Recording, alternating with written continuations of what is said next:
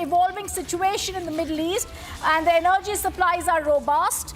The diversified crude and petroleum procurement is being done. There's a 24/7 control room monitoring supply situation following the outbreak of hostilities in the Middle East. And we're going to go across to that picture that we're seeing of the Petroleum Minister, Hardeep Singh Puri, who's there in that briefing where the media is being briefed on the country's preparedness in the current circumstances. Remember, India, viewers, is the third largest importer, fourth largest refiner, and the fifth largest exporter of petroleum products globally.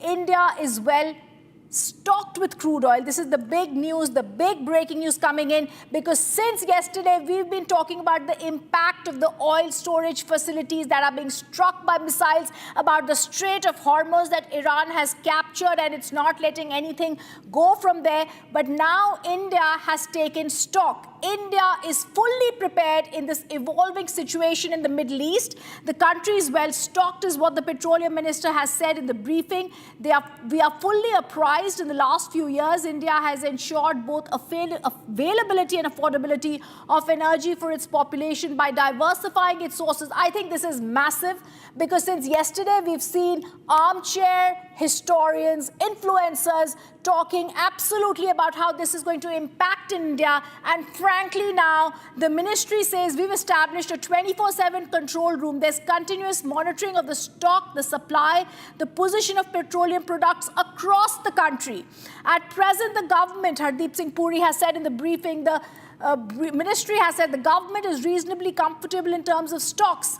Safeguarding the interest of India is the highest priority. The government is optimistic that phased measures will be taken, if required, to further mitigate the situation. I think this is fantastic news coming in as India sets up a 24/7 control room monitoring the supply position. There is going to be no sudden outburst of anything as the evolving global energy situation is under the scanner.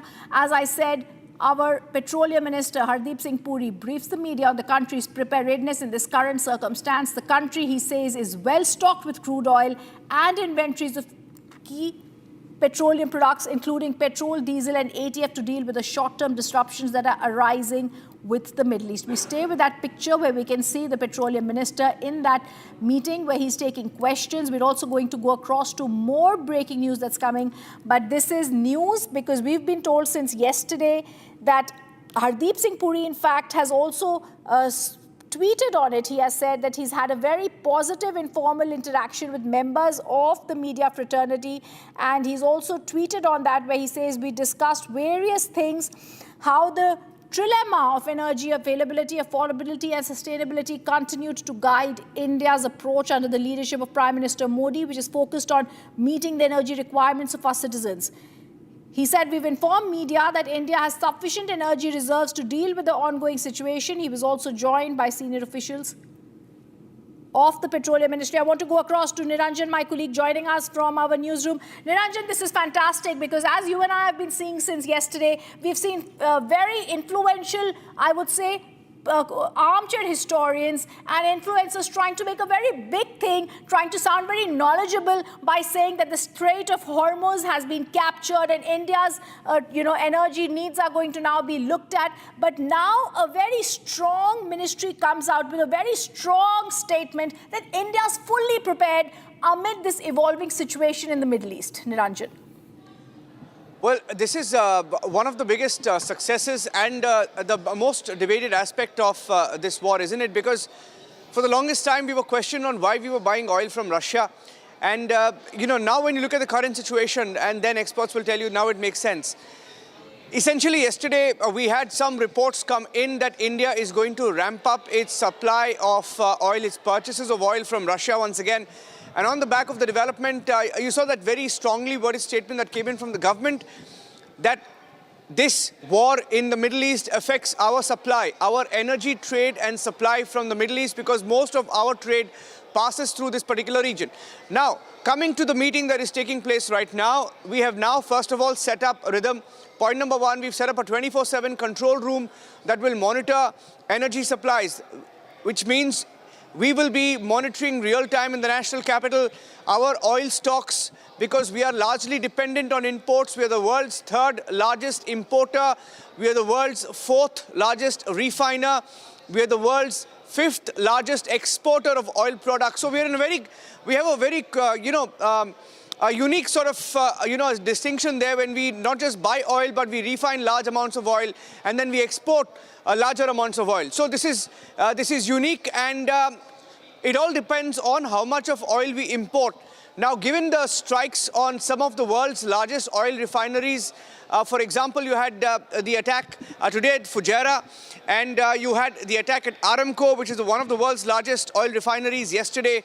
And after those supplies were cut off, because Aramco said on record that they were shutting down operations for a while.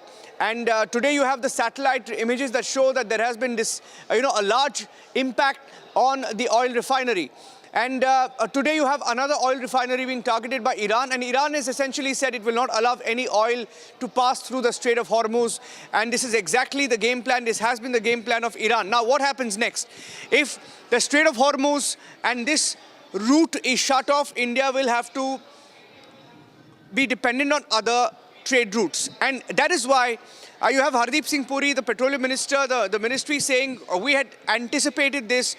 And we had, worked out our trade routes, and we have diversified. So we don't just rely on oil from the Middle East, but we now have diversified our purchases. Without naming, of course, Venezuela and Russia. That's what he means. But we do import a lot of oil from Venezuela. We've agreed to buy oil from Venezuela. A few weeks back, we had that announcement come in. And we continue to buy the baseline numbers from Russia, which continues. We have reduced, but the baseline number continues. But given the situation, will there be a change in our oil stocks that we now will import from Russia? I think the focus will be on that. But the big headline, we've set up a 24/7 control room. And secondly, the government says it is very comfortable with the amount of oil supply that is available in India right now. It is enough to last us a month and more, is what the government has said. Absolutely, and I think this is the news that's coming in. Thank you, Niranjan, for that. It's a top focus. We'll continue tracking. There's more breaking news coming in, viewers, that we're going to go to right now. It's the Qatari official that says Iranian attacks are not going to go unanswered. A Qatari official has now said Iranian attacks in the gas-rich country will not go unanswered as the Iran war expands in the Middle East. Majid Al-Ansari, spokesman of the Qatari Foreign Ministry, said Iranian attacks will not only that targeted military facilities but struck all across Qatar's territory. Such attacks will not go unanswered. He answered very briefly, but this is a big statement coming. Remember, there were attempted attacks on the Hamd International Airport, adding that more than 8,000 people have been stranded as the country's airspace remains closed. And this is after we've seen those attacks. Qatar's foreign ministry has also said this. Noam, I want to go across to you. We've also seen some of these words are coming from Doha. We're also seeing now Qatar is stepping in, saying that it's not going to go unanswered, Noam. But remember, this was one of the places in Doha where talks were held between the United States and Iran. They had said that earlier Iran had not thought of targeting them, but it's clear Iran in its retaliation is also attacking places in Qatar. And now the foreign ministry gives a very brief indication that there's going to be a retaliation from Qatar as well. Noam. Thank you. I'm not quite sure about whether Qatar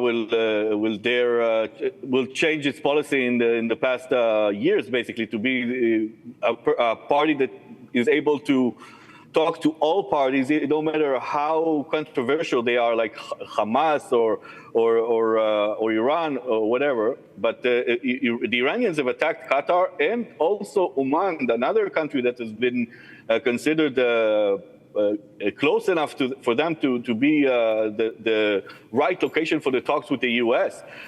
In the beginning, if you remember.